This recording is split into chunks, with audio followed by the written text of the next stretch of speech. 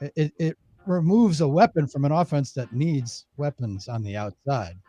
That's true. They do need weapons on the outside, but the Drew and KB show, we have a weapon on the inside, and that's on the inside of 1265, ladies and gentlemen. And that man is none other than Aaron Nagler of Cheesehead TV, our inside weapon for the Green Bay Packers all season long on Mondays and Fridays. What's happening, Nags? I don't even know how to respond to all that. That's amazing. I feel so important when I'm really just sitting here having a mumbler, just thinking about how great this weekend's going to be. You are. Look at that. Down and brown, baby. Hey, sources close to the scene tell me that I am imbibing of my Central Standard Drew and KB label, number 84. Number 84. Ready for this weekend, baby. Let's do it. So, hey, Nags, well, we picked out another barrel, so there'll be another barrel coming out in a couple of months. Now we're cooking with gas. There we go. Give us your honest, and this is what we say to everybody. Give us your honest review. We don't feel like, because you know us, that you have to. We're grown-ups. Yeah. We can take it. It is shockingly easy to drink. It goes down very smooth and very well. For 122 proof. 122.8. And that's what we decided Danger, the other Will day. Robinson. Danger. The other day, we decided that we're going to get stickers for Drew and KB that say 122.8 that you put on the back of your car. That's phenomenal. Instead of 26.2. I don't know if on back of the car is the best idea, but yes, I get it. Like maybe a laptop sticker. Yeah. I got that could be. There you go. Could be. All right, so next, we were just talking about Christian Watson. We started to get texts yesterday saying bummer, man. What a bummer. He's soft and injury prone. I'm sure you get those because you get more acerbic response from Packers fans, more guttural, visceral responses. Truly, than we do. Actually, you know what? Anybody. I'll be honest. I have been surprised at how somewhat muted the response has been. Yes, there have been like the odd, like, oh, he's so soft or things like that of that nature. But I do think, maybe we're making just a dent into the psyche of the Packers fan where it's like, it's football. These are professional athletes who are competing at the height of the sport. And yes, sometimes they get dinged up. Like, it happens. I understand it's frustrating on the outside. Here's my thing. For as frustrated as you may be as a Packers fan, or maybe you're a fantasy player who has Christian Watson on your team, your frustration does not begin to even approach to compare the frustration that the player is dealing with, that the team or the coach, they're like having to wrap their minds around it and deal with it. You like on the outside, we look at that news and go, "Oh, wow, that's frustrating," and then we go on with our lives. This is their life. So I always kind of laugh when people kind of just try to get down on these guys about it. It's like they're the 1% of the 1%. Sometimes they get hurt playing a violent game. I don't have any capacity to be upset about that. Yeah, Darren Waller's soft too. He's got a hamstring problem. Well, that just popped up. It is like, I will say, Cooper Kupp has a hamstring problem. Fantasy team my fantasy team is like exploding right before week 1 has even kicked off. I have Waller and Watson, and now I got to probably get them out of my lineup. Not good. Not good, Drew. Not positive. So, okay, Christian Watson's, what adjustments are there? Does Dobbs take over his routes, and do they slide, Well, here's the thing in this offense, and Wicks? Hey, look, and here's the other thing with Dobbs, you're heartened and excited, and it's a good thing that he was practicing today, albeit in a limited capacity. He is listed as questionable, so I don't think it's 100% he's going to be out there on Sunday yet. It's trending that way, certainly. But as far as like the offense and how they attack things, I don't think much changes materially as far as, yes, you're going to have different guys in different spots, maybe, but they cross-train most of these guys anyway. They have to know all these spots. Matt's talked about this a few times as far as they teach concepts. It's not about you learn very old school, the X, you learn the F, whatever. Like now, the way this offense works, it's like you have to know all of the concepts and how you run them out of every formation, out of every motion, what have you. I do think this opens up the door for, say, a Musgrave, certainly, but definitely Jaden Reed, as far as his speed and athleticism and getting him both, down the field, but certainly horizontal. Look, how did Christian Watson score his big touchdown last year? On a jet sweep. That was set up all game. And then he comes around the left side, and he's scot-free because of a great block by Sammy Watkins, and he's off to the races and touchdown. Jaden Reed can do that. It's about setting it up and calling it at the right time against the right look. And I have I have no doubt that Matt can do that kind of thing again. So would it be great if Watson was out there? Of course it would be. But, man, it is next man up. These are NFL players, and NFL coaches, and they got to make it work. Peel one of those off, one of those jet sweeps, at least one for Jaden Reed, and maybe one for Luke Musgrave, too, in the red zone. We saw the Make me Musgrave. happy. Hey, saw the that Musgrave one gained 2 whole yards in the summer. All right, let's but go. What I'd like to see then is let's have A.J. Dillon behind Jordan Love and spread Now you're Aaron talking. Jones out wide. Let's now go. You're talking. And that's kind of what they did. Show me a guy who can stay with Aaron Jones. That's kind of what they did back in, I think it was week 3 in 2020 when Tyler Ervin went down. They had Dillon in the backfield, and they used somewhat. They used a bunch of guys, but we saw Aaron Jones in that role. But now that you have Reed, I think you'll see a lot of Reed. And I do think A.J. Dillon, he tore this team apart, this Bears team apart last year. 112 yards and a touchdown. I mean, he ran all over them, and I think that's probably the plan again. I wouldn't be surprised. Also, Nags, if there's a silver lining in this, this isn't a new thing. It didn't happen yesterday. Exactly. They've been installing everything for the Bears since, August 26th for was months, that game. probably. Yeah, exactly. Well, August 26th was the game, and they've known since then, this entire time since the last exhibition game, they've known Christian Watson hasn't been on the field. So they're going to be as ready as they can be. And you know what, Nags, I think in looking at this glass half full, I think what we're going to see is Jaden Reed will probably be the next guy up, as you said, and get his shot. And I think I am predicting we will be pleasantly surprised by his performance. And then the general consensus would be, ooh, we've got another weapon when Christian returns. This is the good, hope, right? That is the hope. And look, he's got all the tools to do it. We saw glimpses of it all summer long, and I do wonder how much of the game plan will be centered around 2 rookies in Musgrave and Reed, because those are your explosive. It's athletes, what you got. Exactly. Yeah. You know what I'm wondering if this is indeed the case. If you got a young guy like Reed, right, who's got to go out and play, or any of the rookies, and they've got to get their confidence up. And I wonder if there will be any difference if they should happen to make a mistake, if they get put on the back of the milk carton like they did with the other quarterback. You know what I mean? You know me. I will always try to defend the former guy, because I think he did a decent job of going back to people in those kind of situations where there's a bad drop, or his thing was always mental errors. Now you make a mental error twice in a row on the same thing, like you don't learn from your mistake, then I think there's a decent chance that everybody involved, from the quarterback to the coaches, will be like, all right, you've had your shot. We can't count on you. That's NFL 101. You got to deliver when you're given an opportunity, and you certainly can't make repeated mistakes in the same area.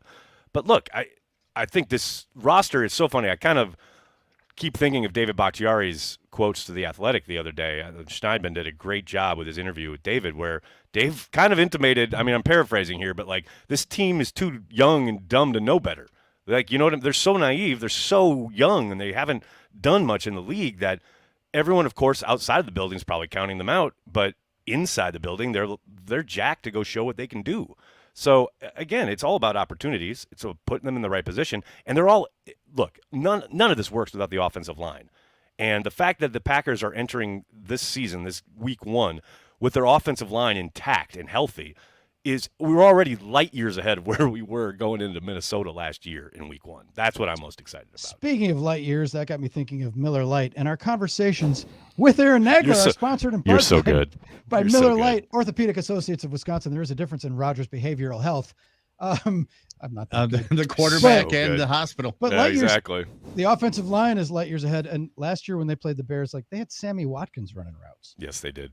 Give me Jade. And Jaden Reed's going to be the story if he has a big day. And Musgrave, but Chicago. Hey, Samori Toure's out there. Native. Malik Heath will probably be up. I mean, these guys all have opportunities. They didn't grow up wearing Bears stuff. Right. The Reed connection is amazing. The fact that he was a Bears fan growing up, and now his quote is, "I'm a Green Bay Packer. I'm here to win." Blah blah. I love it. I love it so much. That's amazing.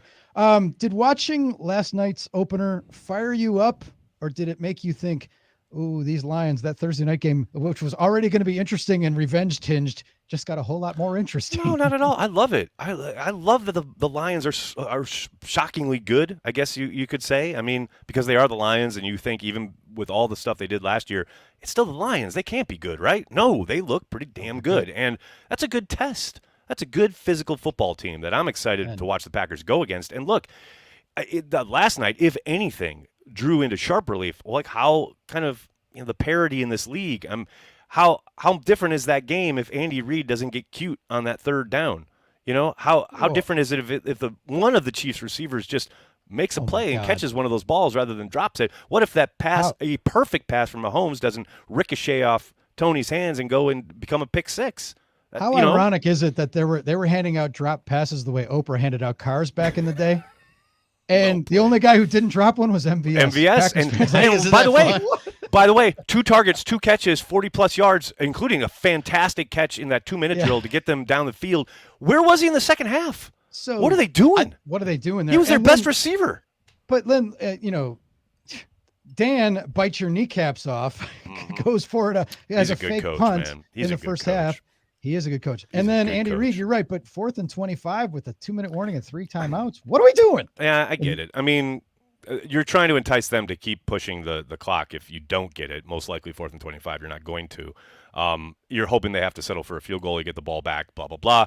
I understand that mentality. I saw somebody, I don't know who it was, I wish I could give credit, but somebody on Twitter X, was saying what they should have done is drop back on 4th down and run out at the 9-yard line and just turn the ball over on downs, because then it's 1st and goal and you have no other downs. So you have to either get a touchdown and or kick the field goal, and then you get the ball back. Like it's all gamesmanship, right? Like I love all the theories. Pretty good. That's a lot of fun. That'd be pretty off the wall. Well, it'd be crazy, but it'd be smart. Yeah. I think when the final chapter is written, too, we're all going to see that the Lions got the best out of that Jared Goff Stafford deal. Even though Stafford got a Super Bowl, Stafford is old. Well, what did they get him at 10 years in? And Goff looks like beaten. And he took a beat, and Goff looks like he found a place where he could play 100%. And I mean, come on, he's number 3 in consecutive. He's got an consecutive passes. He's got an without an interception, and he's got an offensive coordinator who puts him in really good spots and calls a really good game. Like Ben Johnson, he's going to be a head coach sooner rather than later, and it's not soon enough if you're a Packers fan, because he's really, really good. Who would you rather have, Jared Goff or Kirk Cousins? Everybody's always asking other questions, like Justin Fields or Jordan Love. Probably Goff. I mean, I think Goff went to a Super Bowl too. He's in a really good spot. Exactly, yeah, with McVay. He's limited with his physicality, but who cares? Like, he knows where to go with the ball. He knows how to get it there, and he does a really good job in that regard. Like, I think he's good. Old man moves or a sixth sense. Just get. He's no Scott Mitchell. No, clearly. Clearly. Talk about great Lions quarterbacks. Bring back Wayne Fonts. That's all I say. There you go. Greg Landry. Back to this matchup, though. Christian Watson, as much as we all love him and as important as he is to the operation of carrying the G, he ain't Travis Kelce. And if Kelce had played in that game, I'm pretty sure been a different result. Good chance that Kansas City pulls it out, but you never know. But to the point, though, now I don't think we've focused enough on the Packers' defense and the idea that if they can stop the run, which has been a problem. That's it, right? That's for both teams, though. Like, it's so funny. We keep talking about the quarterbacks and the passing game for both of these sides, and it's all about the running game. For me, anyway. I think that's the entirety. Like I said earlier, they could not stop AJ in this last year. And that doesn't mean I don't think Aaron Jones won't be able. I think he will be, but the Packers will run the ball in this game. And it's all about who is able to stop the run, especially on early downs, and who has to commit the numbers to try and, like, load the box up, blah, blah, blah. And I've already seen plenty of Bears, like, fans and media members talking about, without Christian Watson, they don't have to worry about, like, they can stack the box and have a high safety. And it's like, that's great. Did you see the go ball to Romeo Doubs against the Patriots? Like, they're not afraid to attack you downfield without Christian Watson. So that's the chess match there is important. But to me, it's all about both defenses, who can stop the run, who is able to do that. Because I think whoever isn't able to do that offense is going to be able to cook. Because, look, you're always taking these false steps on this play action, the bootleg stuff that we saw all throughout preseason with Jordan. I think we're just the tip of the iceberg as far as what we're going to see there from Matt.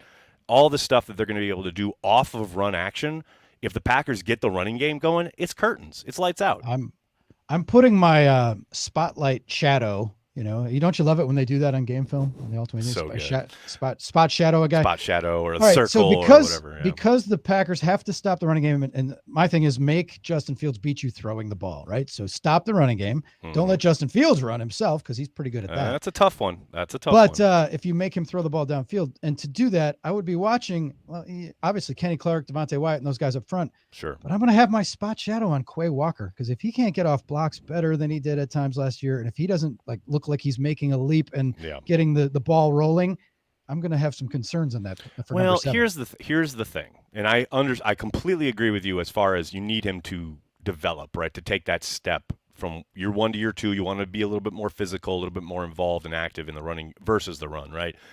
But he wasn't drafted for that.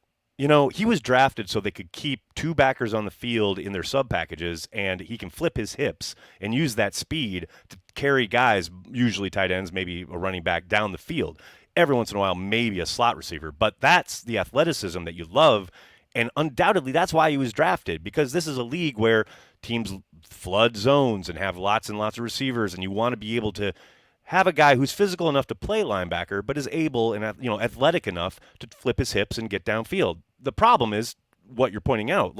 If teams start to, and we've seen this against the 49ers and the Titans last year, if teams button it up and just run power and counter and get these interior linemen up on the second level, Quay's got to get better. He's got to get better in that regard. And hopefully Sunday we start to see that because, yeah, you're right. If they get there, if that center or guard gets up in Quay's grill, last year would suggest that, yeah, that's an issue. But, hey, this is a new year. It's year 2. Hopefully he's developed. He's got a better plan for when that happens because he's got the tools. He's so athletic. He's so fast. He's so good. I just need him to hold serve, so to speak, in that situation. I had a little Jonathan Garvin type moment this week. Nags, oh dear! Oh no! Yesterday, let me ask. Was it your birthday? Did you get released? What happened? No, I was not released on my birthday, but I thought about this in the prism of Adam Stanovich's comment on Josh Nijman. Oh, did you see LaFleur try to not walk it back, but clarify that? He clarified, but when I saw that, I had the Amari Rodgers flashback. Oh boy! When the quarterback who shall not be named, he's a punt returner. He's not even a thought on the offense. But so Stanovich, the offense coordinator, says that about Josh Nijman, who is serviceable and played some good snaps for the Packers in the past. Basically, he's a backup, and some people compete, some people rise to the moment, some people don't. Others don't. Whoa! Yikes! Well, it's pretty clear it's good cop, bad cop, right? And look, hey, you guys know I'm a Matt LaFleur fan through and through. But if there is up to this point in his career, the one thing, and I get asked this a lot, what's his weakness? Man, it seems to be faith in people that have let him down. And whether that's special teams coordinators, whether that's punters, whether that's defensive coordinators, punt returners who have continuously muffed punts, dropped punts, whatever. I don't know, man. At some point, yeah, you got to move on. And I commend the idea of we believe in him, right? We want to engender confidence. Whatever he's talking about with Matt regarding Matt Schneidman, regarding Josh Nijman, yes, of course you're going to count on him. Undoubtedly, it's the NFL. People get hurt. There's zero doubt he'll probably have to play at some point this year. And when that happens, you want him full of confidence. I get that. But at the same time, I appreciate Stanovich and his kind of view and bluntness of saying, he had an opportunity to compete for the job. Zach Tom won it. That's point blank. That's the NFL. It's a business of production. And Zach Tom produced, Josh Nijman didn't. That was he channeled Gene Hackman in Hoosiers. My team is on the floor. My team best is on the floor. Are on the line. My best Absolutely. five are on the line. I mean, that's the other thing. You can't preach we're going to get the best 5 out there again and again and again, and then turn around and go, well, but the 6 and 7 are really important too. Of course they are, but these are your best 5. I'm just interested in the Palace intrigue factor of this and the way they handle things internally, externally. Well, and I do wonder, if that's Jason. Oh, go ahead. If I'm just wondering if that is Jason with Packers PR or somebody with Packers PR going, I don't know if you, Coach, I don't know if you heard what Steno said, but you might want to clean this up. Yeah, clean up aisle 4. Well, but my thing is, though, that I fell in love with Zach Tom the first time I saw him at camp last year. I was there with you. I remember. Love at first sight. Love at first sight. I'm like, this guy's got it, man. He's so good. He's so good. Nags, we're getting close. We're 2 days away. It can't come quick enough. Let's go. baby. What's your So game excited. plan? The watch party, lay it out for us. Watch Cheesehead party TV. on Sunday, Cheesehead TV. We are back. Corey and I watching the game live. I can't wait. I'm truly excited. I will be watching you watch. Yes. Well, thank you, sir. I'm Yes. telling you, I'm feeling like a kid on Christmas. You know, I'm like, it's just, I'm so ready. Like, I'm ready for Santa to leave the presents and open them up and see what's there. I can't with myself. I may even broadcast, have people watch me watching you watch the pack. There you go. Now How many that's- levels of sticking that Inception around. can we go here? That's Right. I love it. And then That's like I'm all looking at in. an Escher drawing. I couldn't Exactly. handle that. An It's Escher Inception sketch stuff. of people Escher. watching football. I love it. Bizarre. Carry the G, my brother. Thank you for joining us. We will talk to you on Monday. Your new Monday. time Looking slot forward to because it, of the boys. Carry the G show is Tuesday. and enjoy That's that right. bourbon responsibly. That's always, She'll sir. sneak up on Always. Always. That's why I live in Always. New York. You can I take love public it. transit. Oh, good call. Thanks, Nags. Thanks, gentlemen. Have a good weekend. Go Pack All right. Go.